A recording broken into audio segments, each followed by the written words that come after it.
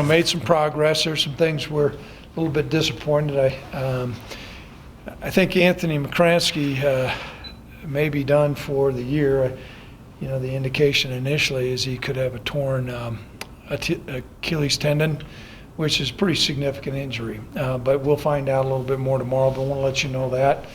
Some of the things that I think are positive, Austin Conway continues to make progress as a wide receiver. We're seeing some guys make plays out there. Good group of players. They're just inexperienced. But it was good to see Austin make some plays today, so we're pleased with that. Gavin Rush is making some strides at the center position. I did see the ball on the ground a little bit too much for my liking. I don't think it was Gavin a couple times, but we'll make sure of that. Over on defense, Logan Wilson, I think, is making great strides at the Mike linebacker position. And, it's a little bit new for him, but he's really got good ability, so we're pleased with that. Also pleased the running back position. I think Kellen Overstreet is showing signs that he's getting that movement back. And Nico Evans, I think, has picked up a step or two. So good from that standpoint. Obviously, come Saturday, we'll have the pads on, so that's going to change a little bit in the lines of scrimmage. So day 2 in the book. More good things than bad, but certainly areas of improvement. Rick, with moving Logan to the middle, leaves a gap outside. I know Cash has played. I mean, it's just 2 practices in. Is there anything that you're seeing on those 2 outside spots, at least early in spring right now? Well, we're seeing some progress with Cash moving to the will linebacker, and Sam linebacker of all the positions may not be as complicated. But right now we just kind of got a mix of guys.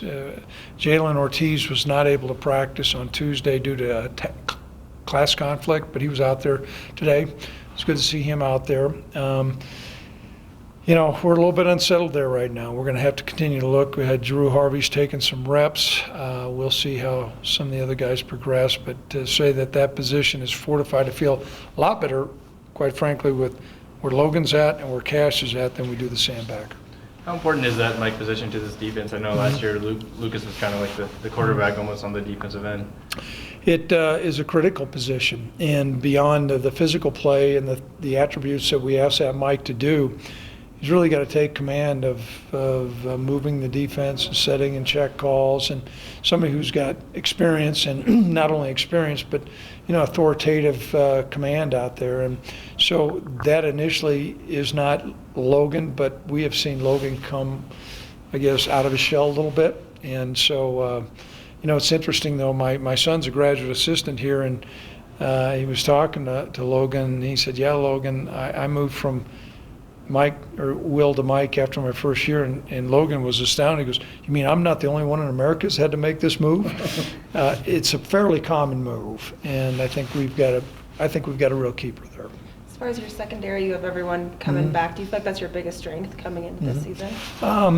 Yeah, I think that really is. Or I think our defensive ends could really be good before it's all said and done once Carl comes back. But certainly having all those players out there competing this spring, working as a unit, gives you a real sense of, I don't want to say comfort, but around here the last several years, that's been a hodgepodge, and we're always counting on inexperienced freshmen coming in playing meaningful time. We've got a lot of guys that have played a lot, so that's really going to help us, especially early in the year. You mentioned with McCransky, and you got some experienced safeties, but talked a little bit about Josh Boyd on Tuesday, and could this be more chances if McCransky's out for that extended period of time, and a young man that you recruited? What could that mean for him, and what has he shown at least early this spring? Well, he's shown ability to run and cover a lot of ground. Obviously, he was not able to practice in the fall, and so all these things are new for him.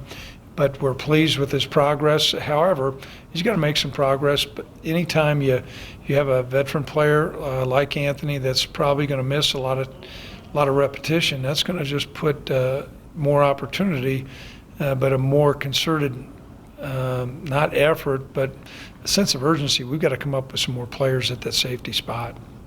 How's Nick Spohr looking as a punter so far? Well, I would say he's kind of like me when I go up to Jacoby on the driving range. I hit two pretty good, and then a couple bad ones. And he's maybe hit a couple more good ones today than bad. But it's looking like football. It's not like you go, well, what are we doing? I mean, he hit one today. I think turned it over and probably was over 50-yard putt. As far as your wide receivers go, losing 3 of your big targets with Josh Allen and finding someone that's going to be someone to be able to connect with him, who are you looking at? Well, some of that comes down to Josh. You know, there was a real sense of comfort, particularly between Josh and Tanner Gentry, and you know, Jake Hollister and Jake Mulhart. Josh is interacting well with these guys. I think he all recognizes some of them have played a little bit, and we practiced with them, but these guys are going to be playing. And so, you know, whether it's Austin, CJ, John Aquali, James Price, you know, some of those guys are going to begin to gel. We're not there yet, though, I can tell you that. You said you put the pads on for the first time Saturday? Yeah. More of the same, a lot of Yeah, a little bit more. It won't be a big hit fest. We'll